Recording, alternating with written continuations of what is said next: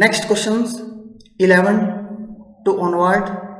You are required to match statements from column 1 and 2 and find each of the following pairs of statement makes sense meaningfully and grammatically. इसमें दो चीज ध्यान रखना, आपको दो column दिए गए हैं, देखिए आप क्वेश्चन में देखिए कॉलम 1 एंड कॉलम 2।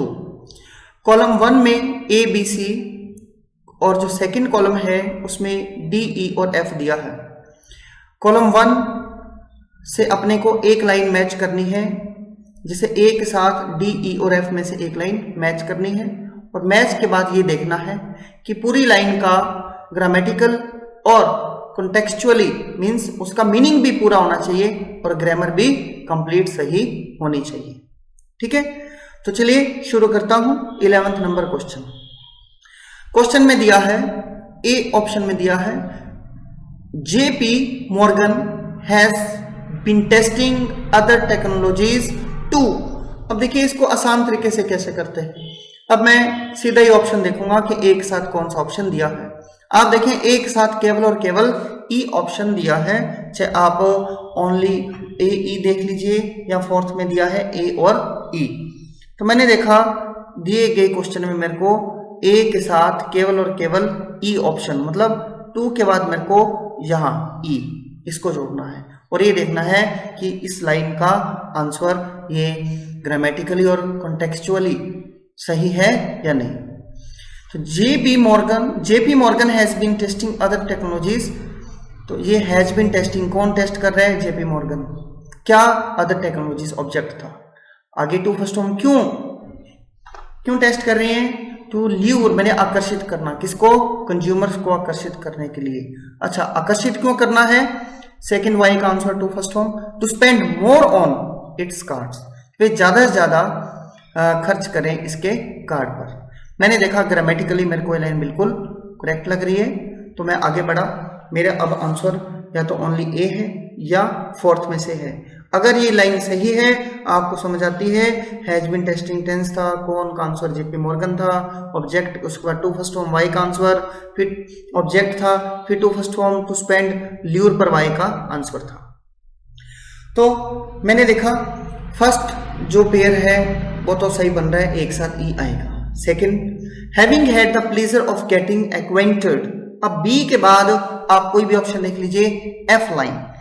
मैंने फर्स्ट को पहले तो क्लिक किया, मेरे को ही सही लग रहा है। Having had the pleasure of getting acquainted, acquainted का होता है परिचित होना, किसके साथ? With him. I can vouch for his Frank.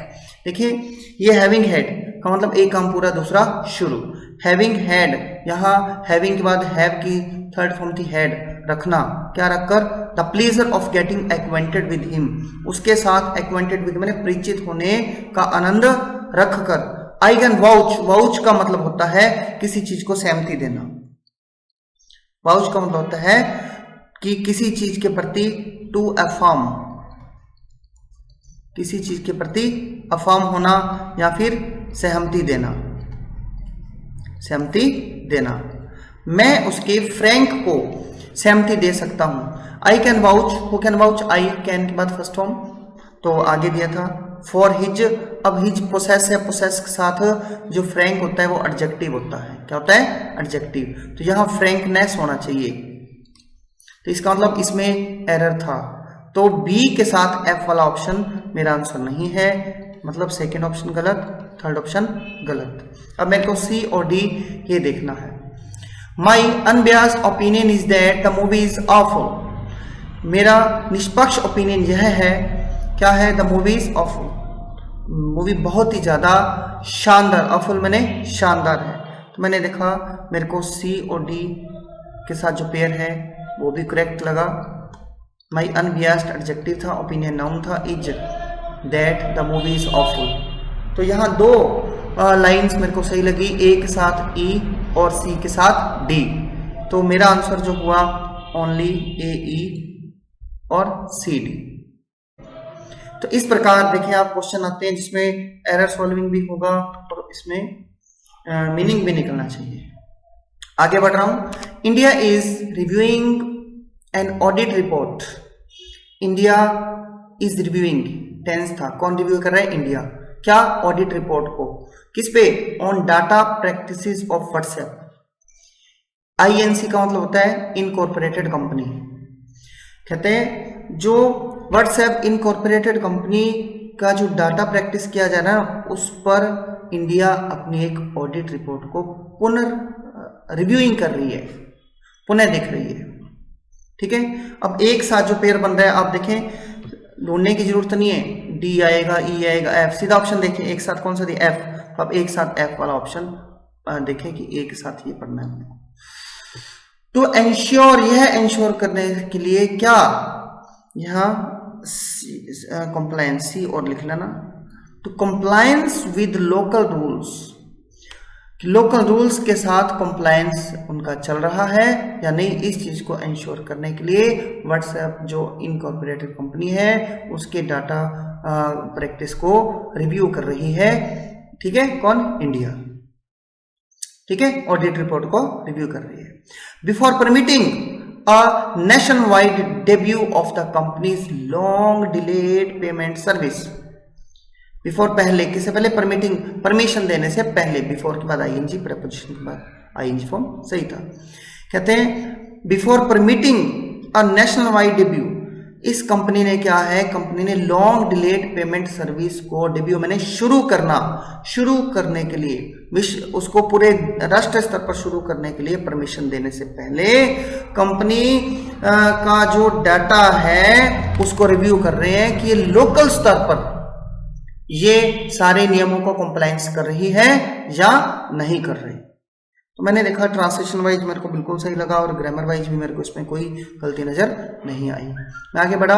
The bullet had barely grazed his forehead, bullet had barely मैंने बहुत ही कम, ग्रेज्ड मैंने होते हैं, ग्रेज के दो मीनिंग होते हैं, एक तो पशुओं का चरना ग्रेज होता है और एक होता है रगड़ लग कर जाना, रगड़ कर जाना। बुलेट बंदूक की गोली, जो बुलेट है बहुत ही बियरली हल्का सा उसके फोरहेड माथे को रगड़ कर जा चुकी थी। But he fainted out of shock, मैंने पहले देख लिया था कि बी के साथ नीचे डी का ऑप्शन बना हुआ है तो मैंने बी के साथ डी पढ़ा, परंतु ही फेंटेड आउट ऑफ शॉक, वह कैसे? शॉक के साथ ही फेंटेड आउट मैंने बेहोश हो गया, फेंटेड आउट मैंने बेहोश होना, सदमे से ही वह बेहोश हो गया। तो मैंने देखा जो सेकेंड लाइन है, हेड के बाद थर्ड फॉर्म कौन? बुलेट आंसर था, किसको? उसके माथे को। तो दूसरा सेंटेंस भी पास्ट में था, ग्रामेटिकली भी सही था और मेरे को इसका मीनिंग भी सही लग रहा है कि बुलेट बहुत ही रगड़ कर ही उसके माथे को निकली थी, बहुत कम रगड़ कर, परंतु वह तो शोक के साथ ही बेहोश हो गया। अब जो सी लाइन है, सी लाइन में दिया है, अब सी के साथ मेरे को ई देखना है, सी के साथ ई।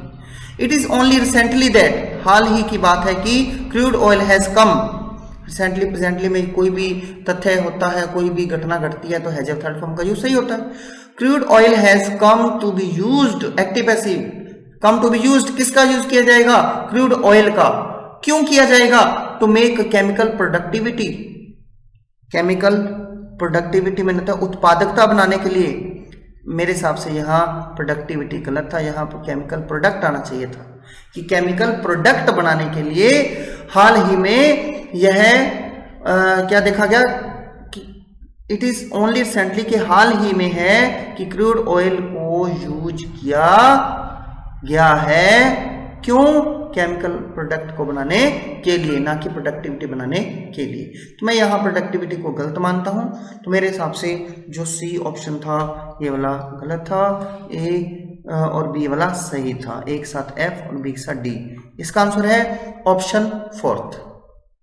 तो स्टूडेंट्स ऐसे क्वेश्चन जब एग्जाम में आते हैं तो अक्सर स्टूडेंट्स सोचते हैं कि ये तो बहुत बड़ी समस्या है, इसको नए पैटर्न के तहत दिया गया कि आप पहले तो ज़्यादातर स्टूडेंट लाइन ही मैच नहीं कर पाते, फिर लाइन मैच करते हैं तो ग्रामर भी और मीनिंग भी दोनों करेक्ट होना चाहिए।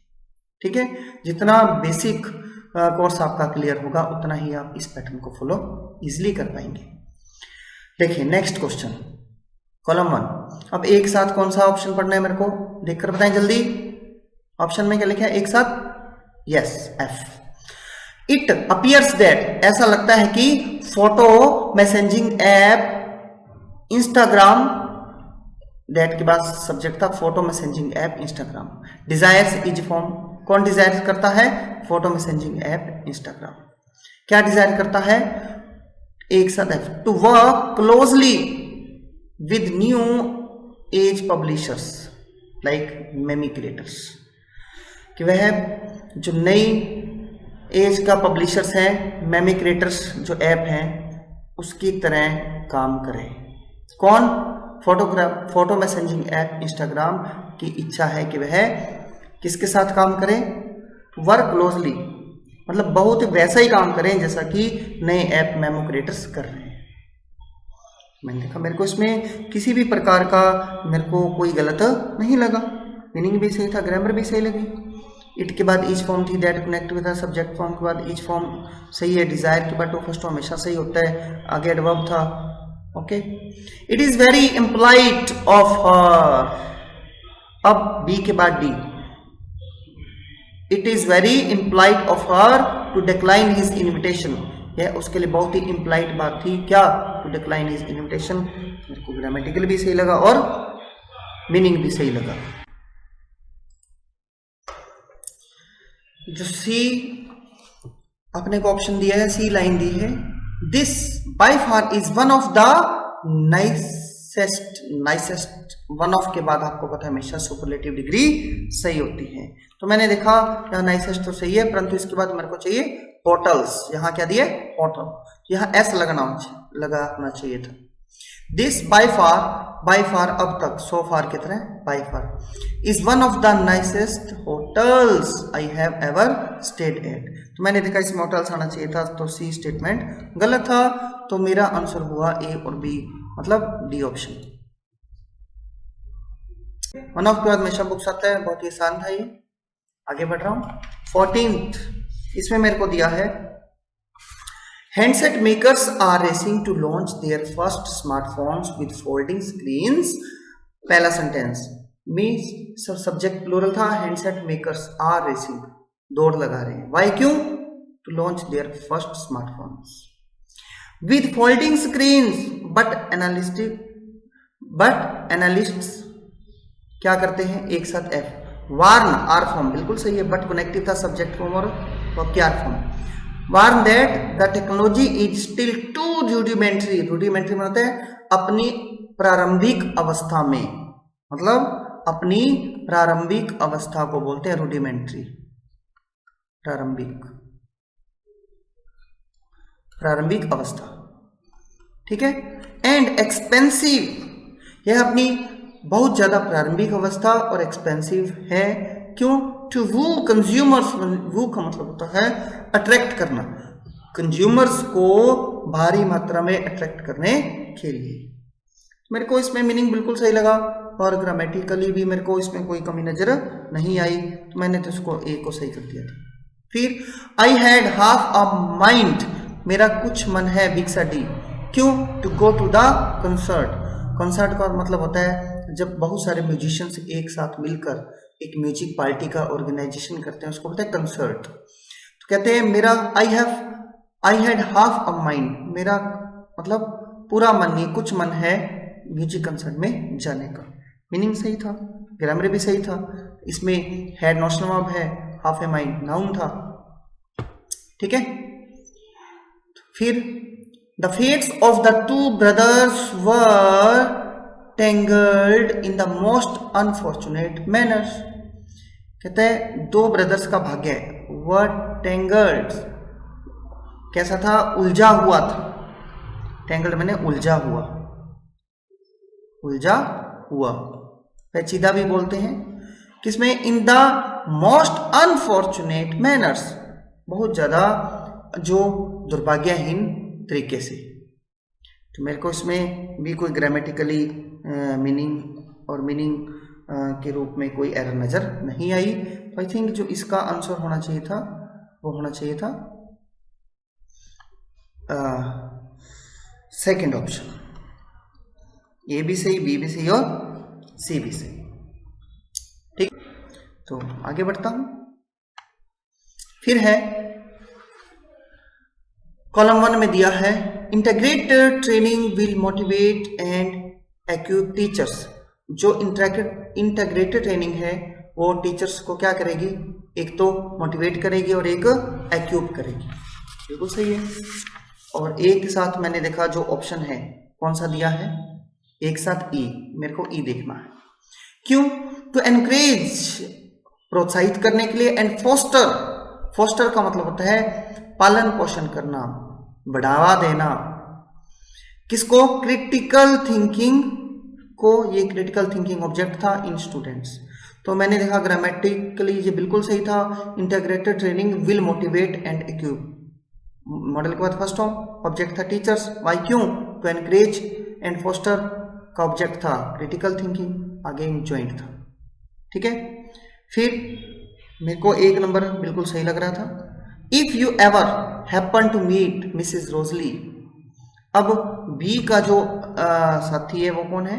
बी के साथ आएगा एफ। बी के साथ मेरे को पढ़ना है F. If you ever happen to, अगर कभी ऐसा होता है कि आप मिले किसको? मिसेस रोजली को। Please let her know that, उसको आप बता देना।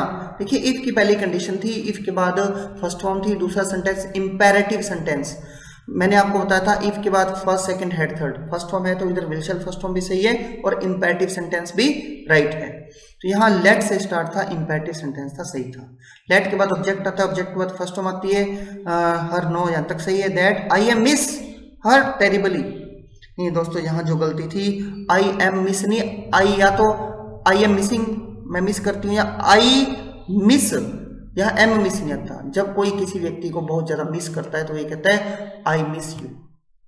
ठीक है, आई एम मिस ये नहीं होता। तो यहाँ ग्रामेटिकल एरर थी, तो बी वाला ऑप्शन गलत था। He took it for granted that I knew the answer. उसने इसे टुक इट फॉर ग्रांटेड, यह एक इडियम है। टुक समथिंग फॉर ग्रांटेड का मतलब पक्का मान लेना। उनने इसको मान लिया कि दैट कनेक्टिव आई न्यू, पहले भी पास्ट बाद में भी पास्ट, क्या जानता हूं? द आंसर, कि मुझे आंसर पता था। तो मैंने देखा सी ऑप्शन भी ग्रामेटिकली सही था, मीनिंग भी राइट था। तो जो आंसर हुआ वो केवल ए और सी वाला हुआ। ए और सी का जो ऑप्शन है एक साथ ई और सी के साथ डी, वो है ऑप्शन थर्ड। दोस्तों इस प्रकार से जो आंसर सॉल्व किए जाते हैं। आगे बढ़ रहा हूं, 16 नंबर क्वेश्चन देखिए आप। इसमें एक साथ एफ का पेयर बनता है, बी के साथ डी का पेयर बनता है, सी के साथ ई का। सॉफ्ट टिश्यू मसाज, ये सब्जेक्ट फॉर्म था। टू द डैमेज्ड एरिया, ये जॉइंट था। Breaks down is form, soft tissue massage के साथ ब्रेक्स डाउन ही आना था, कम करना। किसको? स्कार को, स्कार टिश्यू को, धब्बेदार टिश्यू को। एंड स्टिमुलेट्स, एंड की पावर सेम थी, पहले ब्रेक्स डाउन, अब है स्टिमुलेट्स, प्रेरित करता है, उत्तेजित करता है। किसको? द प्रोडक्शन ऑफ मोर, अब मेरे को एक साथ पढ़ना था E, the production of more collagen through a combination of cell stimulation and collagen fibre cycle. देखिए इस सेंटेंस में ये बताया गया है कि जो सॉफ्ट टिश्यू की मसाज होती है ना किसी डैमेज्ड एरिया पर, वो क्या करता है? धब्बे वाले टिश्यूज को क्या करता है? कम करता है। और स्टिमुलेट, उत्तेजित करता है। किसको? जो कोलेजन होता है ना उसको। कोलेजन क्या होता है? व्यक्तियों में या जानवरों में क्या होता है? एक प्रकार का एक ऐसा तत्व जो हड्डियों को मजबूती प्रदान, जिसको मज्जा बोलते हैं। ठीक है, ज्यादा कोलेजन को यह उत्पन्न करता है, मज्जा को उत्पन्न करता है। जॉइंट था through a combination of cell stimulation and collagen fibre cycle. दो चीजें जब मिलती हैं, एक तो कॉम्बिनेशन ऑफ सेल स्टिमुलेशन, जो सेल को जो हम स्टिमुलेट करते हैं उसका, और एक जो फाइबर साइकिल होता है कोलेजन का, उसके कॉम्बिनेशन से ऐसा होता है। मेरे को ए लाइन में कोई भी गड़बड़ नजर नहीं आई अब तक। फिर Tom was threatened by an unfamiliar, मैंने देखा किसको थ्रेटन किया गया? टॉम को। बाय के बाद एन अनफैमिलियर, एन के बाद अनफैमिलियर, बिल्कुल सही था। अगर ए दे देते तो गलत था। अनफैमिलियर मैन, किसके द्वारा? With a knife and robbed of his money, जब किसी को लूटा जाता है तो रॉब्ड के बाद ऑफ बाय डिफॉल्ट लगाया जाता है। इसका मतलब ये भी सेंटेंस बिल्कुल राइट था। फिर है हार्डली हैड की स्ट्रक्चर है, हार्डली हैड के बाद एरो लगा के थर्ड फॉर्म, बीच में subject form. Stepped out of the building, आगे देन दिया है, मेरे को चाहिए था व्हेन या बिफोर, तो यहां पर मेरे को सी ऑप्शन गलत नजर आ रहा है। ए और बी जिसमें है ए और बी है, ओनली ए और बी, हाँ फोर्थ ऑप्शन इसका आंसर है। ठीक है, इसमें भी हार्डली हैड वाला रूल याद होता इसलिए ये एरर निकाल देते। फिर है 17 में दिया है there is a risk that the related party may be given undue. अब ए के बाद मेरे को ई पढ़ना है, जैसा कि मेरे को ऑप्शन से पता चला। ए के बाद मेरे को पढ़ना है E, undue favours. There is risk, एक रिस्क है, देयर से स्टार्ट है, इज और आर फॉर्म में से इज को रिस्क दिया है दैट की the related party may be given, related party को क्या दिया जा सकता है, अनड्यू फेवर्स, ज्यादा पक्ष दिया जा सकता है। Harming the interest of the company and its shareholders, ING का दूसरा वाक्य है। ठीक है, करते हुए, नुकसान करते हुए, किसको, कंपनी के इंटरेस्ट को और शेयर होल्डर्स के इंटरेस्ट को नुकसान करते हुए रिलेटेड पार्टी को ज्यादा फेवर दी जा सकती है। मेरे को इसमें किसी प्रकार का एरर नजर नहीं आया, मैंने एक बार सही मान लिया। मूवी फिर दिया था tug at all the right chords, tug मैंने होता है झटक कर तोड़ना, काफी बार झटक कर किस चीज को, जैसे धागे को तोड़ना या किसी भी लोहे की वस्तु या चैन को तोड़ना, है ना।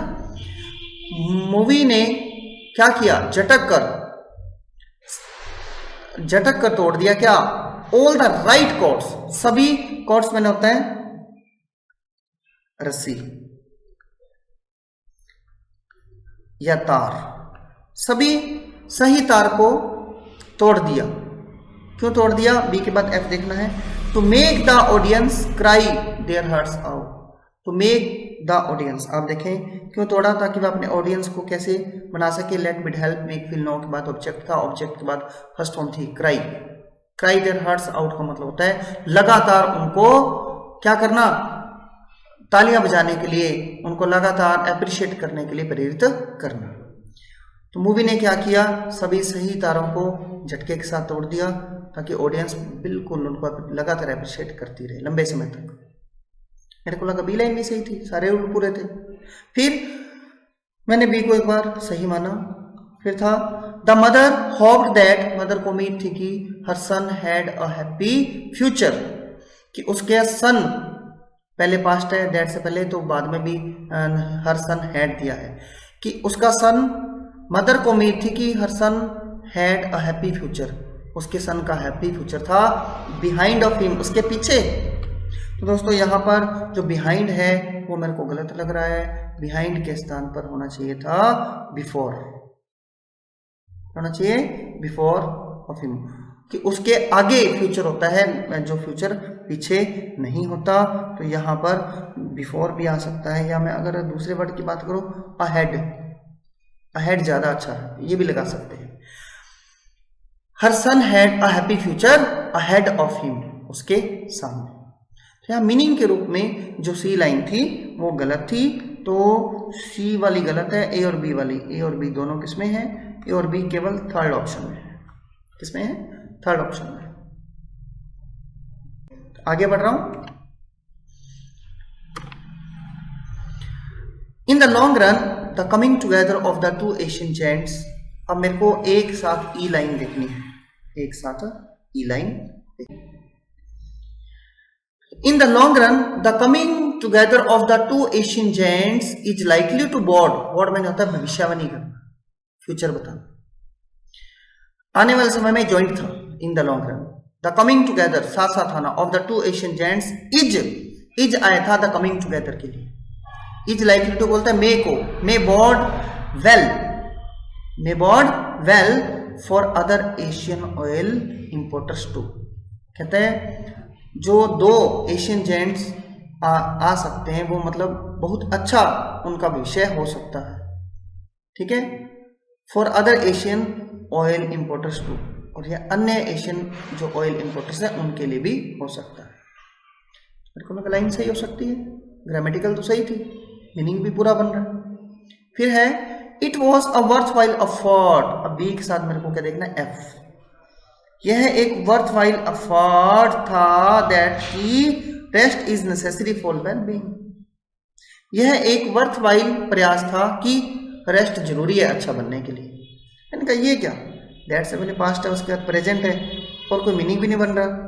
ये एक योग्य प्रयास है कि रेस्ट जरूरी है अच्छा बनने के लिए। तो मैंने देखा बी और एफ का कोई मीनिंग ही नहीं बन रहा, इसका तो कोई मीन्स ही नहीं बन रहा।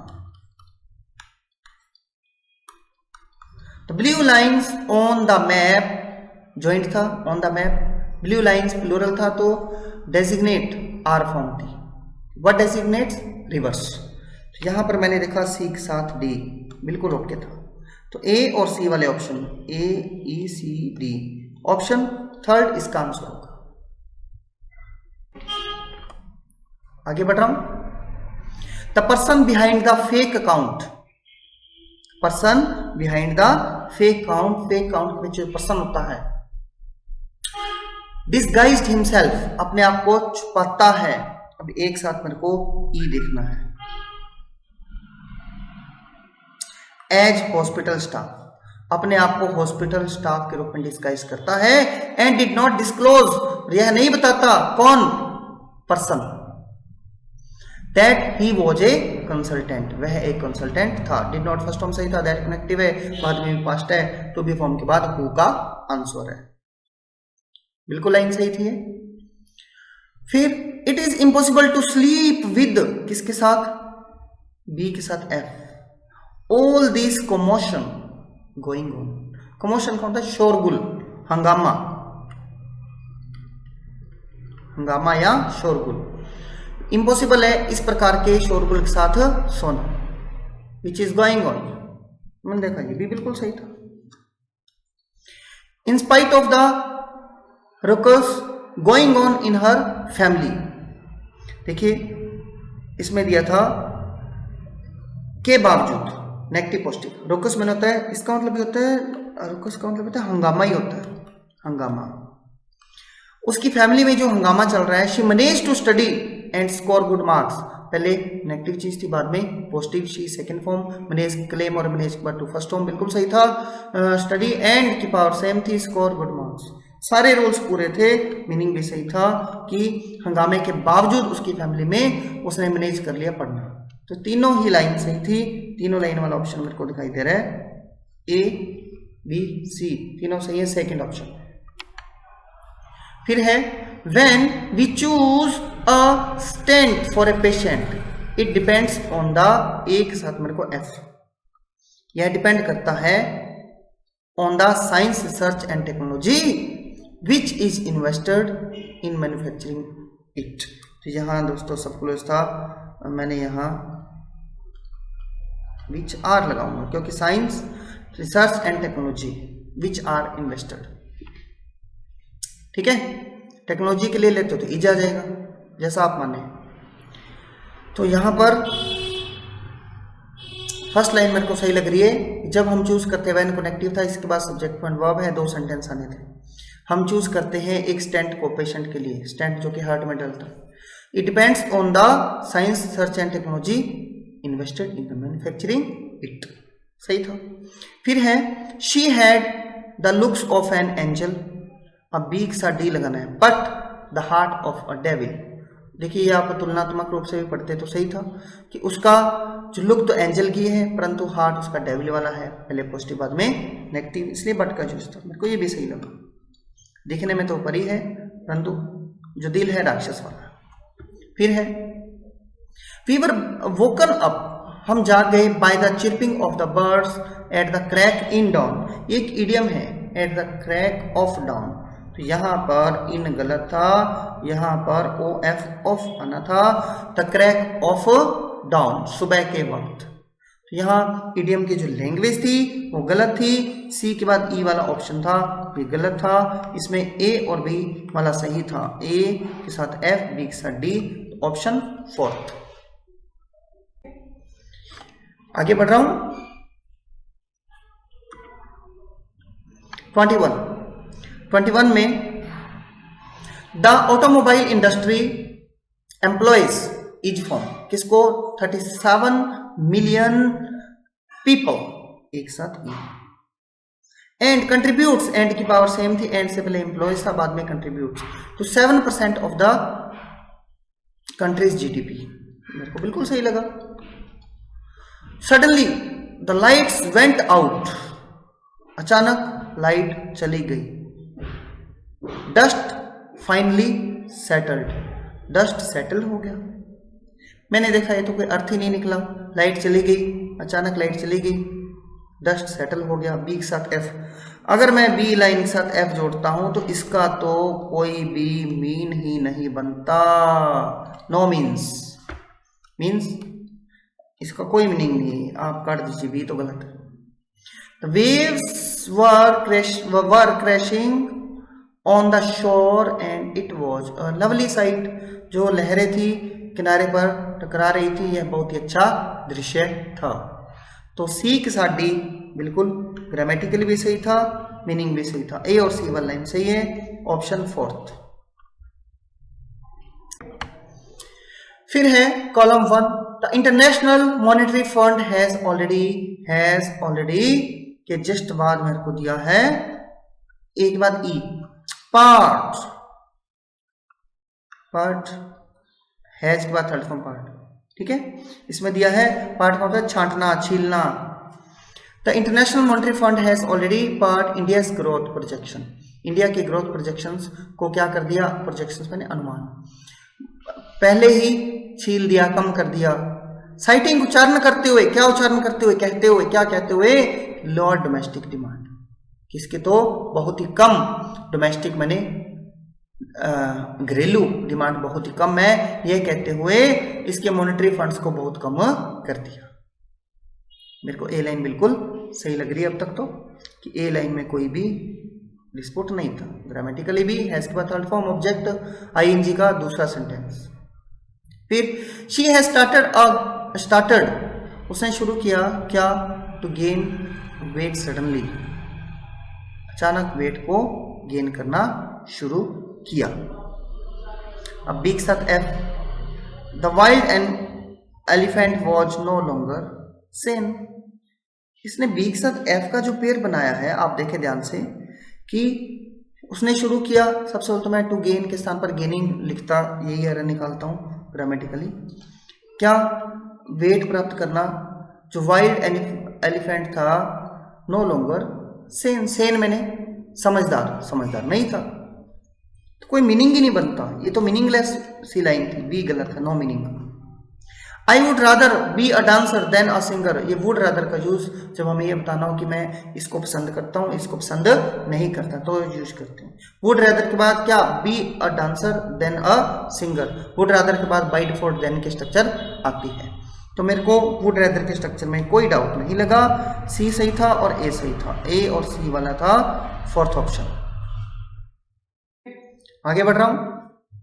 फिर है entering into parallel pecuniary relationships with stakeholders can be detrimental के साथ हमेशा टू आता है, मतलब एक बाद ई की स्ट्रक्चर चल रही है, to the interest of a company given that, यह बताया गया कि such parties influence, such party subject form थी, इन्फ्लुएंस प्रभावित करती हैं किसको, डिसीजन मेकिंग को, ऑब्जेक्ट था।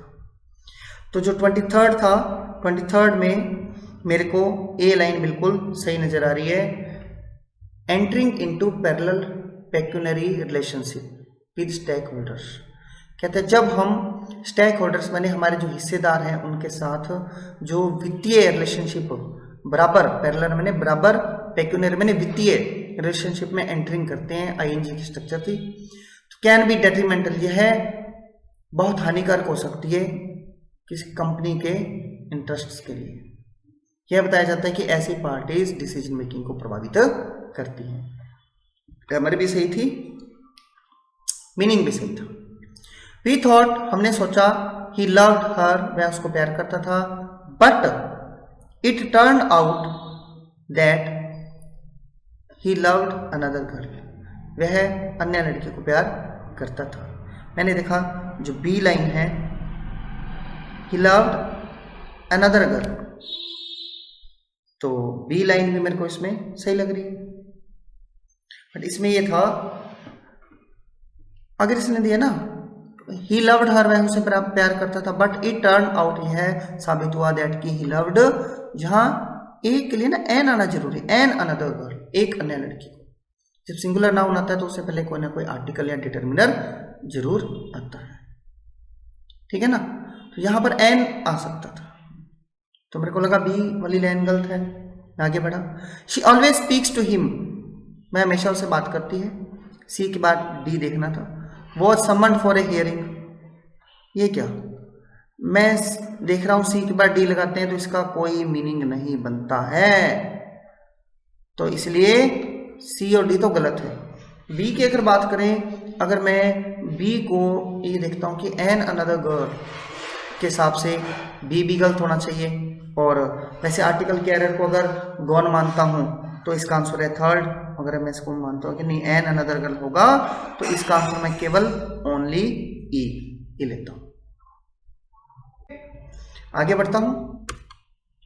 फिर है US had given a conditional waiver, US ने एक कंडीशनल वेवर दिया है, क्या, एक साथ F, conditional waiver to 8 nations. क्या दिया कंडीशनल वेवर किसको, 8 नेशंस को। 2 ऑब्जेक्ट थे, व्हाट गेव बुक, किसको, टू मी, ये स्ट्रक्चर है। क्यों, to keep buying oil from Iran, कि वह अब ईरान से तेल खरीदना जारी रखे। वेवर में ना था माफी, छूट, एक कंडीशनल छूट दी है 8 राज्यों को कि वह अपना ऑयल जारी रखें ईरान से खरीदना। सही लग रही है मेरे को। The scores are low because the task is cognitively demanding, scores are low इसलिए लो है क्योंकि जो टास्क है कॉग्निटिवली मैंने जिसमें ज्ञान की जरूरत हो, जिसमें नॉलेज की जरूरत हो, नॉलेजेबल, क्योंकि यह नॉलेज डिमांडिंग है, काम है नॉलेज डिमांडिंग है, नॉलेज की आवश्यकता है। स्ट्रक्चर भी सही थी, मीनिंग भी सही था, मैं तो इसमें ए भी सही कर रहा हूँ, बी भी। फिर है writing a list of random sentences is harder than I had initially thought it would be. Is आया था राइटिंग, आईएनजी की पहली स्ट्रक्चर, प्लेइंग इज वाला। खैर रैंडम सेंटेंसेस की एक लिस्ट लिखना ज्यादा टफ है, किससे, जितना कि मैं स्टार्टिंग में सोचता था कि जितनी इट वुड बी की है इतनी टफ होगी उससे ज्यादा। तो मेरे को इसमें ग्रामेटिकली और मीनिंग तीनों में, दोनों में कोई अंतर नहीं लगा, तो ए बी और सी तीनों सेंटेंस करेक्ट थे। स्टूडेंट्स ये 24 क्वेश्चंस का जो आपके सामने शीट थी, आपने देखा कि हमने इसको सेंटेंस वाइज भी और मीनिंग वाइज भी इसको रीड आउट किया और इसमें जो ऑप्शन सही था उसको टिक किया। तो इस प्रकार से ये क्वेश्चंस अपने को सॉल्व करने हैं। मिलते हैं नेक्स्ट क्लास में। आप इसको 2 से 3 बार कम से कम रिवाइज कीजिए। Wish you good luck.